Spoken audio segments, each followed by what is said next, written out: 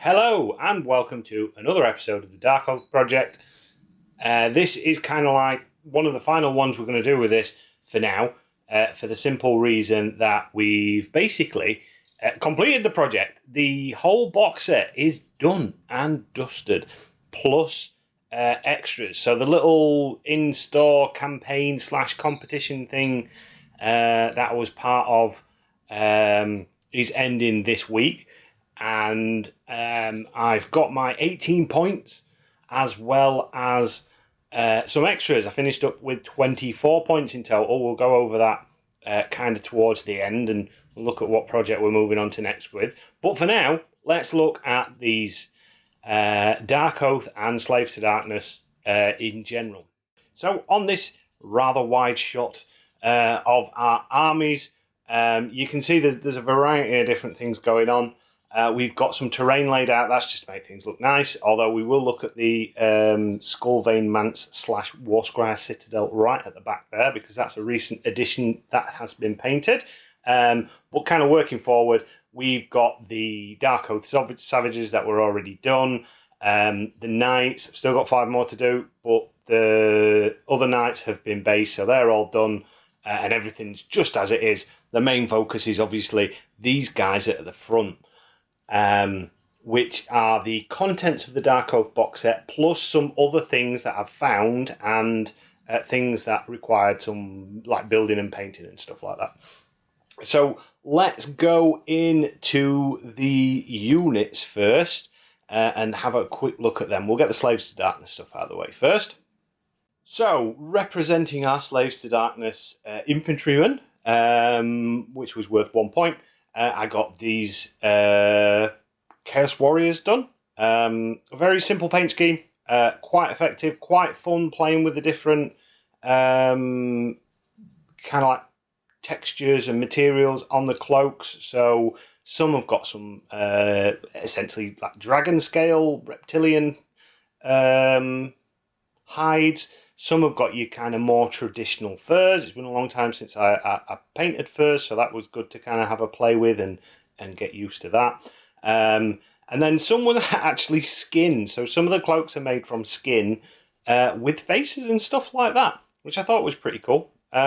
With these ones as well, I had a little play around for trying to make a base scheme that fitted in with Xanagan's Wreck, because it's in this kind of like swampy area and there's lots of luminescent fauna and flora and stuff like that. So I had to go with that. It works for these units. I didn't like it overall. I didn't want to carry it on, so we kind of kicked that a little bit in the head eventually. But yeah, they're the Chaos Warriors. Good solid infantry unit. So let's move on to the next Slaves to Darkness model we did.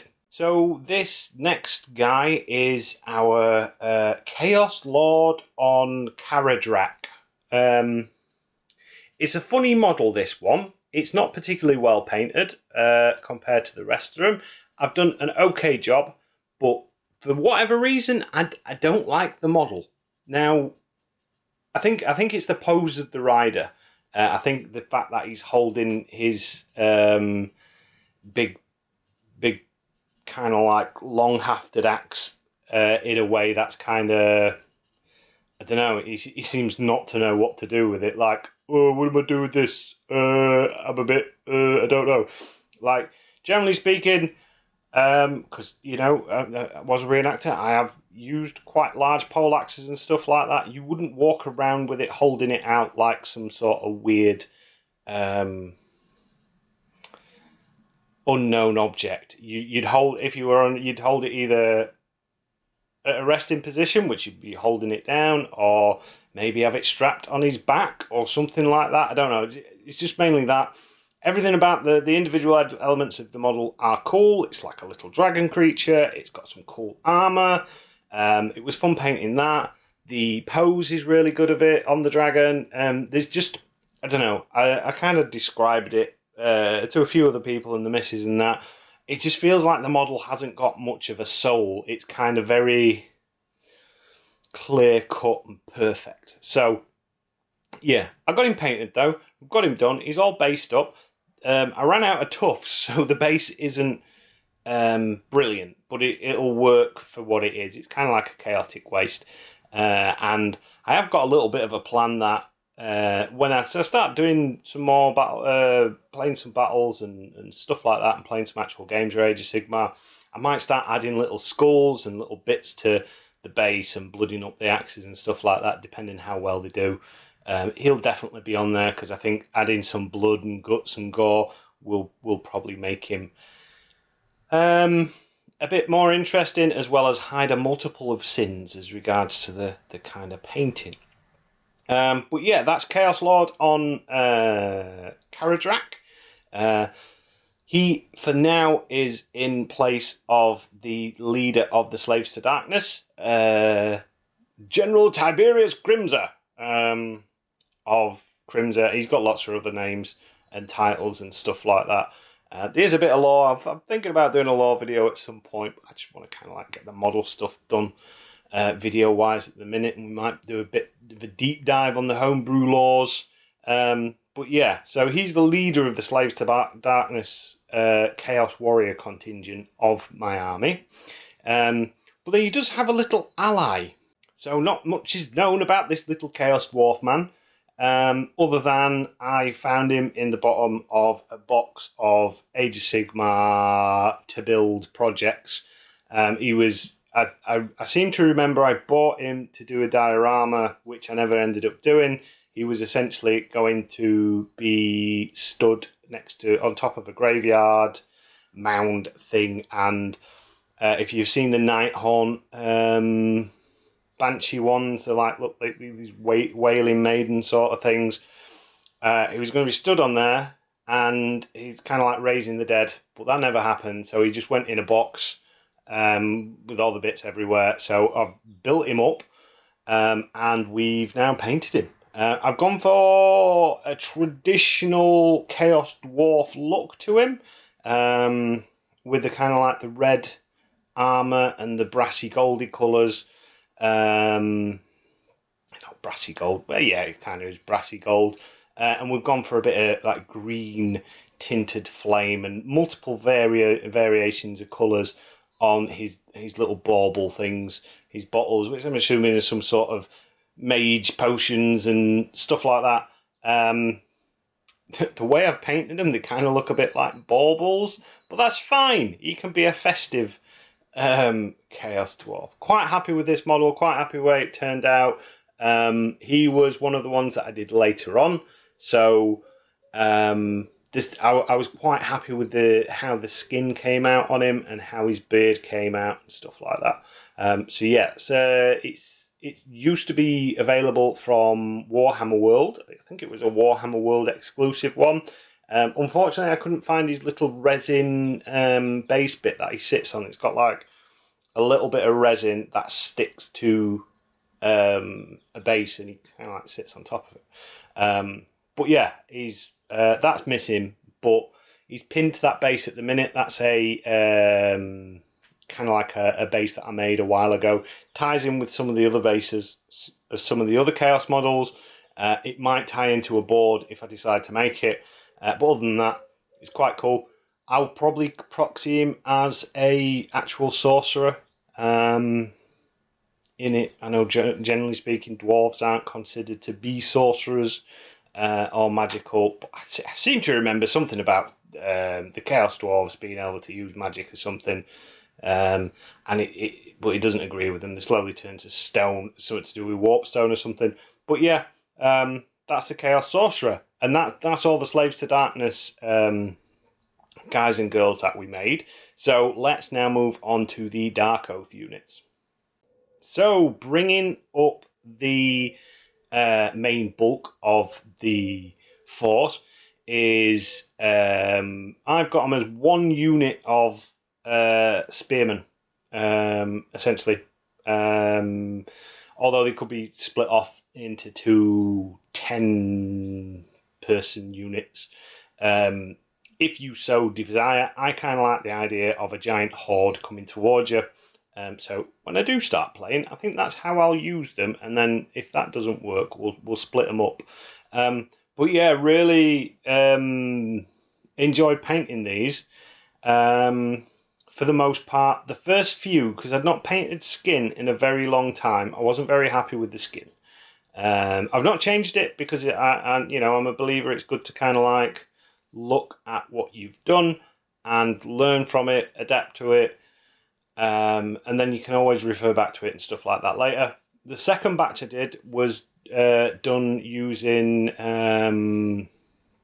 Wraithbone, and I did use quite a bit of contrast as regards to the skin and stuff like that, which I thought came out pretty well. Really happy with those. They're in the green and yellow colour pattern of the main clan of the Stonegrasp Isles, which is the Swiftspear clan. There is a plan to expand this army with various different other coloured units and slight variations and stuff like that, which will represent the other various different clans of my make-believe homebrew island. But yeah, they're the kind of like the bulk of the force for the minute. The little swift spears units. They've all got spears. They've all got shields. They're quite a fun unit. Quite like them. Some of the poses and stuff like that on them are absolutely gorgeous. They look fantastic. They are monopose, which I can see why some people get annoyed with monopose stuff, but with the amount of head options and the amount of weapon options you get in that kit, I mean, it's not a problem at all, because they all look uniquely different. You can do 3, for each miniature, I think it works out, you can use 3 different types of heads. There's also ways of a bit of creative snipping and stuff like that, which will also make them look a bit different. As well as the spears, you can also make them have raider weapons as well, swords and axes. But yeah, really happy with these units. I think they look pretty cool. And I look forward to having a little play with them at some point, because I think I do like the idea of raiders with spears and shields. It's a pity they're not javelins, so they can throw them in ranged, as like give them a bit of a ranged combat. But that's fine. I completely understand. They've got to keep them as spears.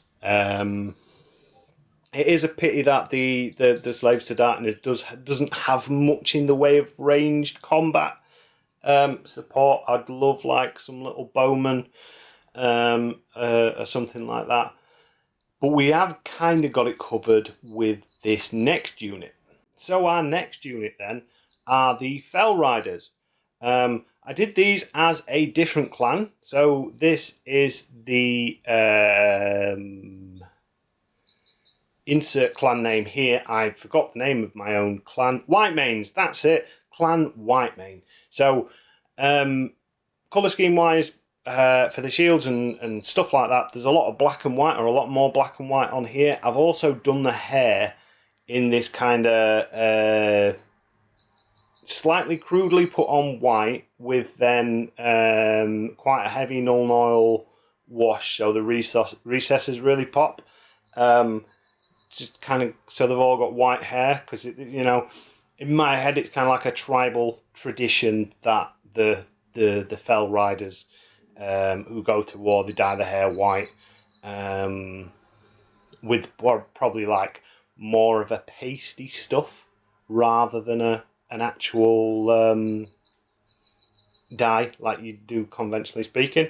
They're armed with javelins, which is pretty cool, because javelins essentially are a ranged weapon and they move pretty quick. So I'll be interested to see how well we can sort of like mess around with these guys on the battlefield, using them for basically ranged and flanking and just general harassing. The horses, we painted all the horses quite in like different manners and that. I actually did quite a lot of Googling and looking at horse images, because I didn't want the kind of like the standard brown horse and the standard black horse. I wanted them to have a look of wild horses about them, which I think I've done fairly well. If you look at like American Mustangs, I looked at some kind of like more Scottish Celtic breeds of ancient horses, like your ponies, because these guys aren't going to be riding your thoroughbred steeds. They're going to be riding mountain ponies and scrubland horses, tough breeds, which compared to like a regal stallion, they're going to look a bit shabby, a bit patchy, which I've kind of tried to pull off. And I think I've done quite well because I've not painted a horse in a long time since these. So yeah, quite enjoyed them. And that is the Fell Riders. So next up, we have the Wilder Fiend. So you'll notice with the Wilder Fiend straight away, it's quite an ornate base. I think this base looks really cool. I'm really happy with it. I was really, really happy with how the rocks turned out. They've got kind of like a whitey, greeny, swampy, mossy look to them. And it was ridiculously simple to do. That is basically the plague bearer contrast paint, the green, the kind of sickly green one over. So the rocks I built them up from. I think I built them up from either Corvus Black or Mechanicus Standard Grey, and then dry brushed them with Longbeard Grey, and then just did a wash on them. I can't remember exactly, but then kind of like just patched this on in various different places and tried to follow like where the various different ridge lines and stuff like that were. And I think it turned out really, really cool. And then we stuck some sticks. Well, they're actually, one of them's pinned because I've already snapped one of them. This is a very impractical base for if I ever want to take it anywhere. But lore-wise, in the book, the Wilder Fiends are kind of like rarely deployed in battle. So, yeah, we'll probably save it for special occasions. But yeah, cool base. I tried to go with something a little bit different on my Wilder Fiend. I was looking at a lot of images. A lot of people went with kind of like your blacks, your whites, your beastly colours. But I was reading through the lore and stuff like that in the little Darkoath mini supplement codex thing that comes with it. And it's actually, they're actually kind of like essentially Darkoath versions of Chaos Spawns. They are previous chiefs and people like that who failed to fulfill their oaths and have essentially been turned into this Wilder Fiend, and they're a constant reminder for the tribe that, fulfill your oaths, do what you said you were going to do, don't like let the ruinous powers down, otherwise you'll get turned into bee, or maybe I'll eat you. So yeah, it's a cool idea of the model. I went with like a skin tone and some war paint style. I don't think I pulled it off exceptionally well. I think it's okay. This was one of the first models that I'd done, so I was still getting to grips with all the skin. I kind of like retraining my eye in the skin. But yeah, he turned out okay. I was happy with him in the end. He looks cool. That base definitely works quite well as well because it distracts a little bit from some of the slightly shoddy paintwork on it. It just kind of keeps it. And it provides a nice frame for it as well. It gives this idea that it's kind of lurking in the deep dark, maybe swamps or something like that. Like this is potentially a big clearing or where you would take your offerings, or it's lurking around following the tribes from the deep and the dark and the dank. But yeah, cool model. Cool idea. Maybe I'll get one at some point. I did think like a Wendigo skull instead of that one might be quite cool. Some sort of mask, maybe some sort of torn cloak, make it more human would be cool. Like really hammer home that idea that it used to be human once, but now it's not. But yeah, Wilder Fiend, cool model. Reasonably happy with that one. Right, so coming up to the last 3 units. We'll go over the Centurion Marshall first. So the Centurion Marshall, he's kind of like the de facto leader of my Darkoath. He is Tiberius's right-hand man. He's been sent to the Stonegrasp Isles to essentially recruit warriors and fighters for his cause, and that's kind of what he's doing. He's assumed command of the tribes, He's promising them glory. He's promising them kind of like a way to strike back at those foul Sigmarites and really do some damage. Not just raiding, because the tribes are essentially raiders. Kind of like that's what they do. They live on the little island and they send raiding parties out and they kill people. But up until this point, they've never really been involved in any wars. So he's kind of like mustering them and getting them together. So he's serving as the go-between and the leader and the advisor. Last video, I did say this was quite possibly one of my favouriteest models ever. Still is. Still really love it. Still really happy with it. Really took some time on this one. I went with the standard brown horse. The only thing I didn't like about how I painted it, I tried to do these kind of like tigery stripe scales on the tail, and I don't think that turned out particularly well. Number of reasons.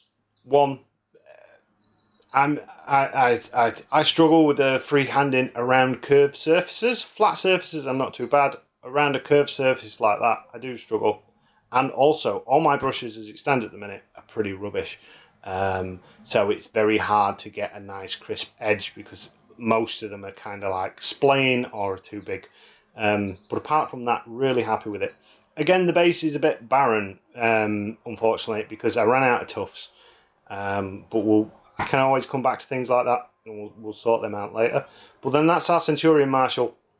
Really happy with that one. And our next one. So here she is. This is going to be this is a proxy for a Darkoath Queen. This is a converted kit bash, essentially. And she's going to have some more warriors with it at some point. I bought the Norsec and Blood Bowl team because the Darkoath Marauders have so many spare weapons. I figured, do you know what? I can actually make a different looking unit, different looking squad from these. So she's my tester. I did her as a Darkoath War Queen because I like the current Darkoath War Queen. But I thought if I can build one, it'll save some money. And it's also my own personal touch. So she is the queen of the Murta tribe, which I believe, according to Google, is the Gaelic for sea murder or tribe. And they kind of like live on the coastal outlets of Stonegrasp. They're the proper Viking-y raiders. They go out. The thing I like about it is they're a bit, because it's a Blood Bowl team, it's a bit more armoured. The hands fit directly on without any much problem. Just trim off the vambrace. But it gives them a different look. Like I can picture these. These have been going around and they've been scavenging and taking weapons from people that they've killed and taking armour, which gives them a bit more of an armoured look. Which I'm really happy with. It's quite a cool model. Painted it really quick. Sort of did a little bit of a twist on the armour paint that I've used on my Alpha Legion in the past, which is you basically paint it silver or a silvery colour. You then coat it with some watered down Griff Charger Grey, and then you go over it with one of the contrast blues. Is it a Killian green? Go over it in a quick Killian green and do some touches with one of the blues, one of the blue blues, or one of the green greens. I can't remember. Is it Quillia green, the really blue green? I don't remember. But yeah, that's how she's been painted. Quite happy with her. I think she's quite a cool model. I think she turned out quite well. Definitely a good proxy. Also legal to use in stores and stuff like that because she is made using all GW bits. Which is fantastic. And then finally, we have our chieftain, which I forgot his name. He's Chief Swiftspear. He is the head chief, the one who united all the clans together on his fell steed, on his little horse with his big axe. Really like this model. Quite cool. Love the pose on it. Love the helmet as well. I think that's pretty damn cool.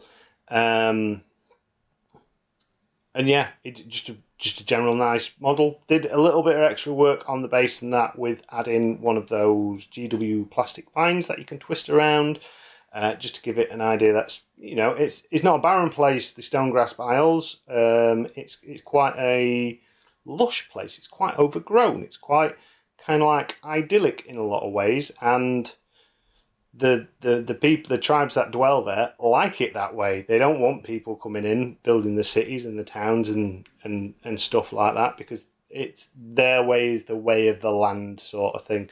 But yeah, I really, really happy.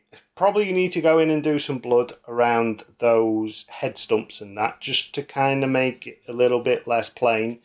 But I'll blood them up when I do some fights with them. So yeah, that's the chief of the spear, and that's kind of like everything I've done thus far. And well, it's not everything. I'm not going to show the models off, but let's kind of look at some points and things like that now.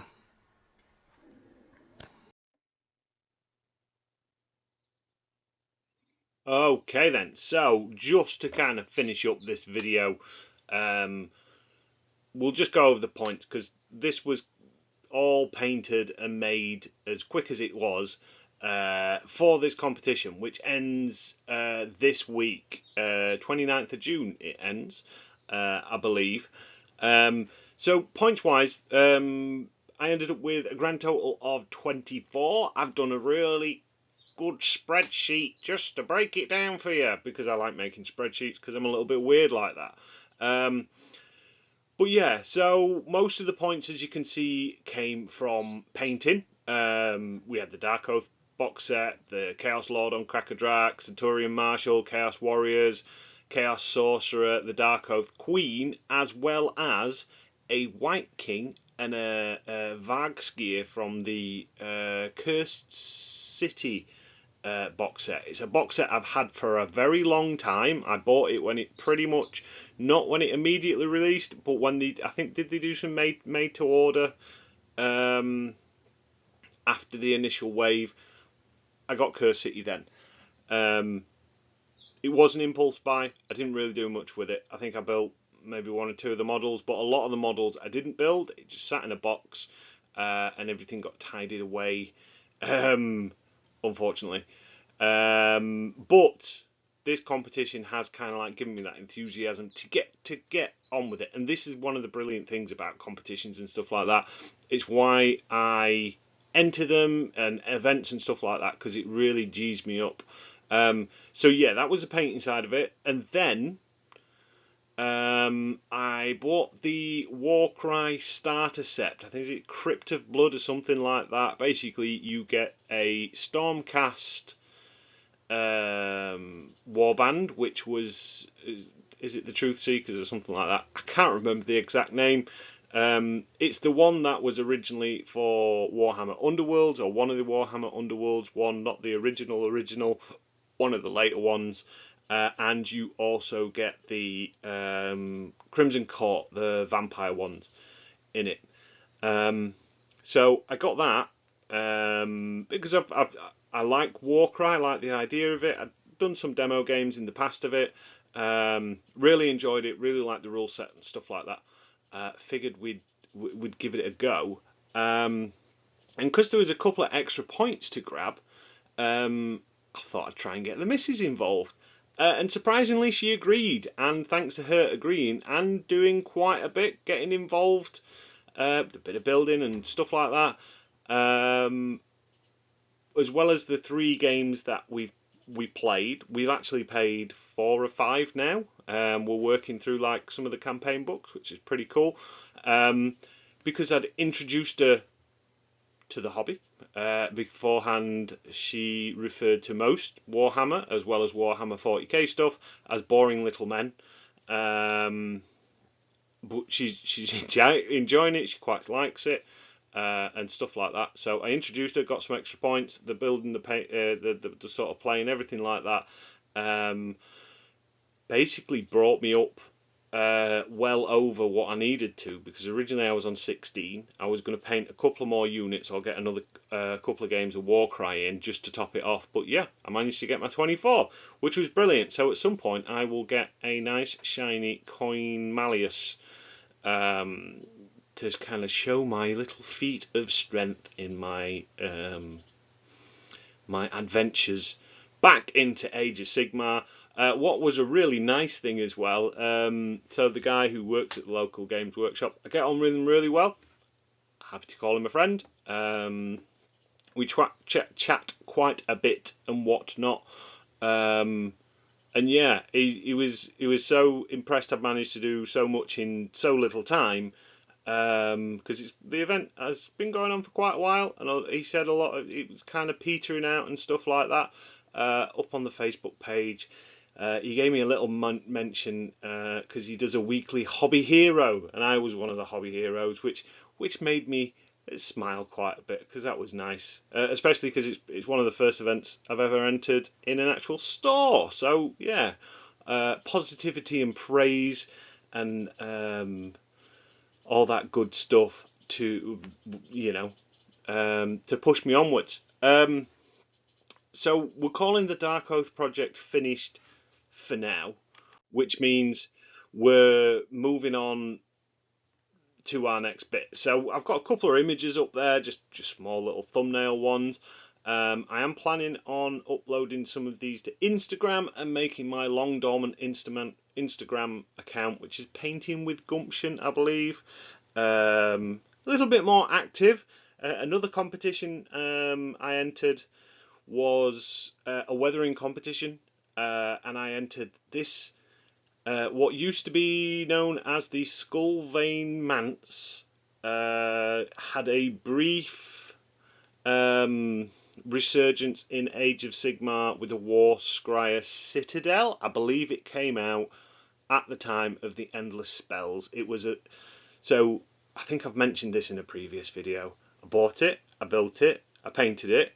I wasn't happy with how I painted it, so I sprayed it all white, which was a really rough coat of white. Most of the blue was still showing through on the original roof. Got bored, put it in. Basically, it's been sat in shelves and moving around. It was very dusty, feeling very sorry for itself. Um, and I thought, do you know what? For this weathering competition, I do a lot of weathering, a lot of heavy weathering on Titans, on tanks, and stuff like that. So I wanted to challenge myself because I've never really attempted to do any weathering, like natural weathering, on things like stone and castles and stuff like that. Some of this was actually done with craft paints. Some of it was having a real good mess around with the rust paint from let me just grab it.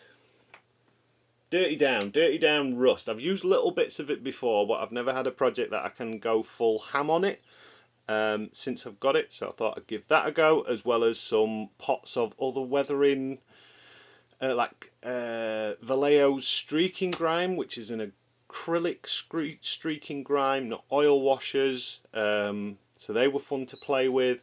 As well as breaking out my old favourites, which is the weathering powders. I've got the old Forge World ones. Unfortunately, because they don't make them anymore, I am running out of those. I've got some other ones, some cheaper ones, which are practically the same, but I do like what the old Forge World ones were. Black soot mainly used on this one, and they did do I've got it a metallic dark silver one, which is really good on tank treads and stuff like that. So yeah, back on topic with what's next. So either we're going down a Soulblight Gravelords route, or we'd be going down a Cities of Sigmar route, and this piece of terrain was originally going to be in the whole Soulblight area of my little headcanon. But since getting the other Warcry, one of the other Warcry start sets, the Hunted and the Hunter, Hunter and the Hunted, basically it's the what are they? They're basically like rangers essentially. I started reading a bit of lore on them and stuff like that, and these kind of like the Wildercorp Rangers or something. No, Wildercorp something. They all go to this place called Dogtown on the edge of the Gnarlwood, and then from there they kind of they're searching for. I can't remember exactly. There's something in the Gnarlwood everyone's looking for, and it's got the some of the ogres as well. The really gnarly looking ogres, which I forget the name of. And I remember they have some sort of curse that makes them hungry forever, and everything they eat turns to ash. So they're kind of like rabid ogres, basically, all gaunt and gross. But that with the Wildercorp kind of got me thinking. This would look cool as kind of like in the middle of a foresty area, and I could do a City of Sigmar's army, which is kind of like a ranger-based army. So that's sort of my plans at the minute. But I've had the Soulblight stuff for a very, very long time, and it does need painting. I'm getting through it slowly but surely. But the problem is now I've not got a competition to kind of like G me on. I'm kind of falling behind a little bit. I could do with maybe getting some, making some competitions up for that would benefit myself on a few of the Discord servers that I'm kind of like admin on. But we shall see. For now, then, that's it. We'll have another Warhammer update at some point. In the near future. I am going to try and make these a more regular thing, so if you have just come onto this channel, welcome.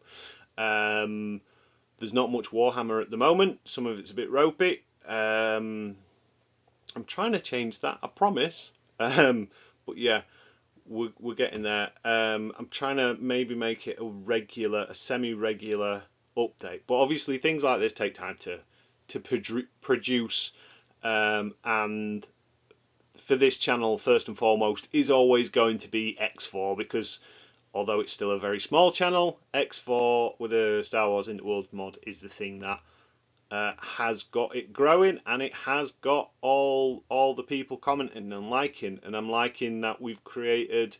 We're very small, but there's a tiny little bit of a community going on that, a little bit of conversation every now and again in the comment section, which is always appreciated. So yeah, if you've got any ideas, please let me know.